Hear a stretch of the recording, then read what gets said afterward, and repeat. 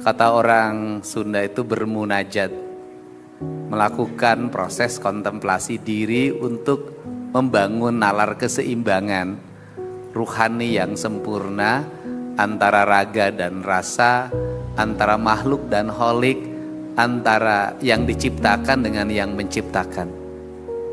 Ada 3 hal yang harus menjadi kesadaran kita sebagai makhluk manusia tanpa bicara suku, agama, dan ras. Pertama, bahwa kita ini makhluk ciptaan Tuhan. Yang kedua adalah kita adalah sebagai makhluk bumi. Ini yang ingin saya ingetin pada semuanya. Karena kita sebagai makhluk bumi, maka kita sama hukumnya, yaitu kita harus taat pada hukumnya bumi. Karena taat sama hukumnya bumi, udara yang tekanannya tinggi bergerak menuju tekanannya rendah. Air yang ada di puncak turun ke bawah. Batu yang dilempar ke atas jatuhnya ke bawah. Setiap ditampar rasanya sakit. Kalau tidak sakit, pura-pura tidak sakit.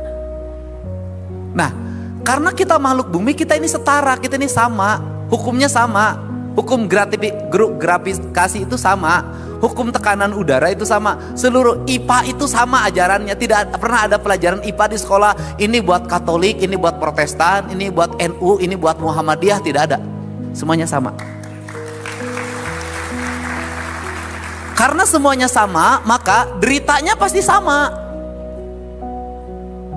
Kalau orang ngebabat gunung habis-habisan, banjirnya kebagian semua.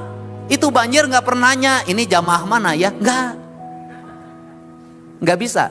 Kalau ada virus, maka virus itu menyebar tanpa bicara dia yakin atau tidak, dia agamanya apa, semua orang kena.